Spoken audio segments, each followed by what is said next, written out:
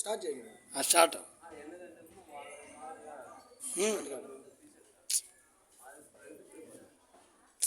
ప్రతి సోమవారం వచ్చేసి అర్చన పూజ ఉంటుంది, తర్వాత వచ్చేసి పెద్ద కర్పూర పూజ ఉంటుంది అనేది చెప్తున్నారు. అలాగే శుక్రవారం కూడా ఉంటుంది అన్నారు. అలాగే సోమవారం వచ్చేసి 108 ఒత్తులతో పూజ జరుగుతుంది అన్నారు. ఈ పూజ గురించి ఒకసారి ఇక్కడ ఉన్న ప్రజలను అడిగి ఒకసారి తెలుసుకుందాము. ఇందాక ఏం చెప్పాము అదే చెప్తున్నాను. సో అలాగే ఇక్కడ పూజ గురించి అడిగాము కదా, ఈ పూజ గురించి ఇక్కడ ఉన్న భక్తులను అడిగి ఒకసారి తెలుసుకుందాము. కొద్దిగా గట్టిగా.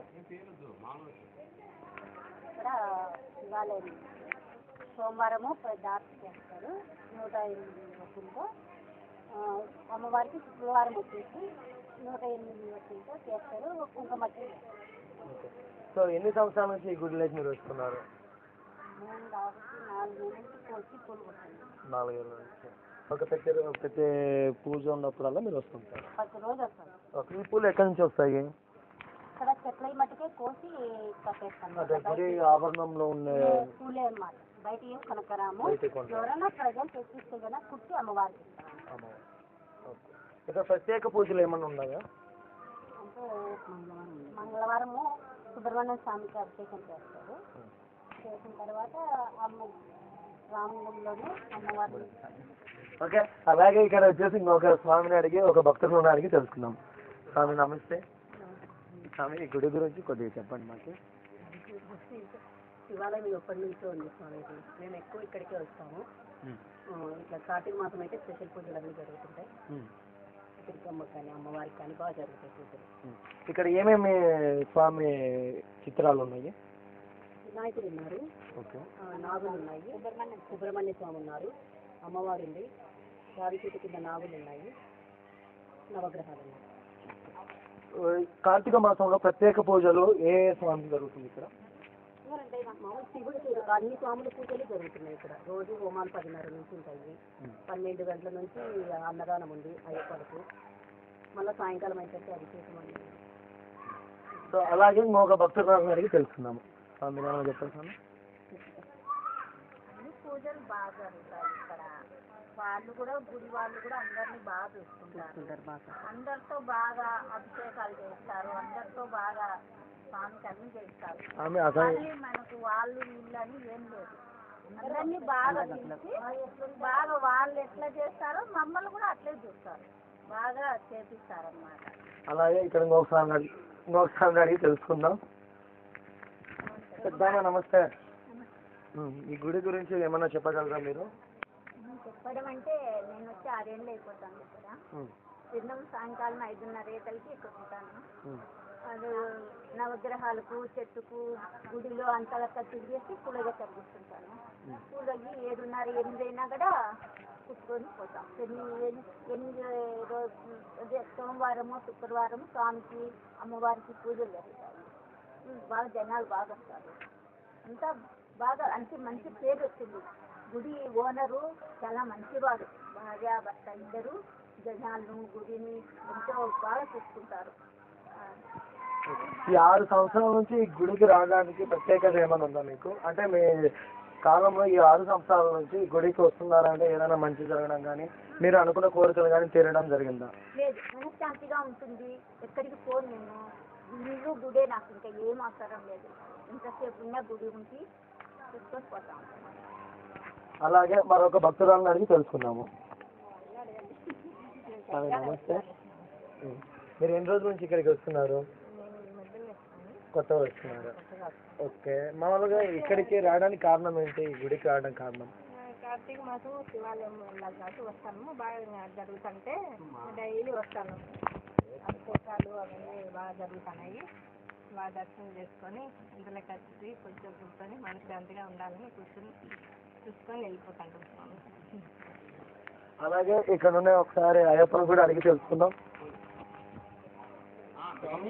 ఇప్పుడు గురించి ఏమైనా ఒక 2 మాటలు చెప్పండి. ఇక్కడ హోమాలు, తర్వాత పూజలు, వైశాఖి చాలా బాగా జరుగుతుంది.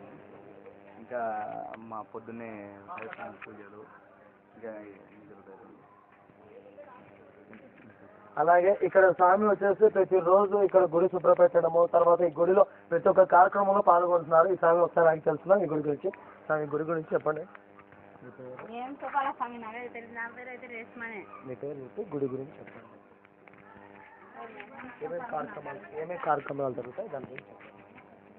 శివయ్యకు పూజ జరుగుతుంది, అమ్మవారికి పూజ జరుగుతుంది, పొద్దునే అభిషేకాలు జరుగుతాయి. నీలాభిషేకం, అదే జలాభిషేకం, పాలాభిషేకం జరుగుతుంది. అయ్యప్ప స్వామికి జలాభిషేకం, పాలాభిషేకం అన్నీ చేస్తారు, పూజ చేస్తారు. అయ్యప్ప స్వామికి అన్నదానం చేస్తాను రోజు మధ్యాహ్నం పూట 30 రోజులు. ఓకే, మీరు ఎన్ని రోజుల నుంచి ఇక్కడ ఉన్నారు? నేను 6 నెలల నుంచి ఉన్నాను. 6 నెలల నుంచి గుడికి.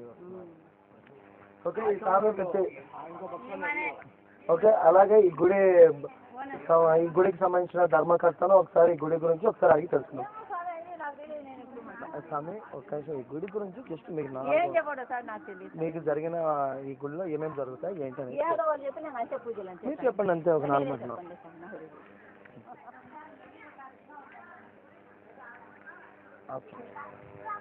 ఈ గుడిలో ఇక్కడ హోమము, తర్వాత ఈ గుడికి కావాల్సిన కార్యక్రమము మొత్తము ముక్కదారిగా ఈ పార్టీకి ఒకసారి అడిగి తెలుసుకున్నాము. స్వామి ఈ గుడి గురించి, సో ఇక్కడ జరిగే కార్యక్రమాల గురించి ఒకసారి చెప్పండి.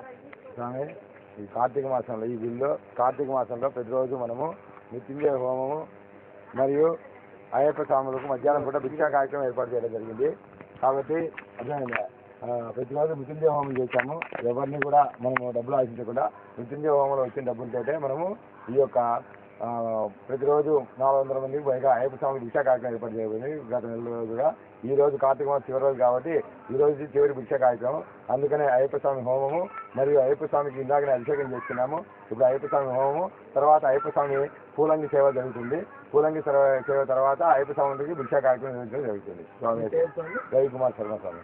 ఓకే, ఈ కార్యక్రమాలు ఓన్లీ కార్తీక మాసం ఒకటే జరుగుతుందా, తర్వాత డైలీ డేలో కూడా జరుగుతుందా? స్వామి, కార్తీక మాసంలో కాదు, ప్రతి సోమవారం శుక్రవారం సాయంత్రం పూట మా ఊళ్ళో నక్షత్ర ఆరతి బ్రహ్మాండంగా జరుగుతుంది.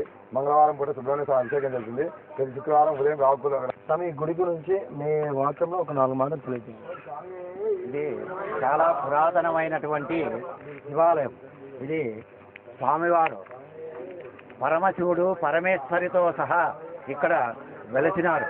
వారికి తోడుగా ఈ యొక్క నవగ్రహాలు, అదేవిధంగా మహాగణాధిపతి సుబ్రహ్మణ్యేశ్వర స్వామి కూడా ఇక్కడ వెలిశారు.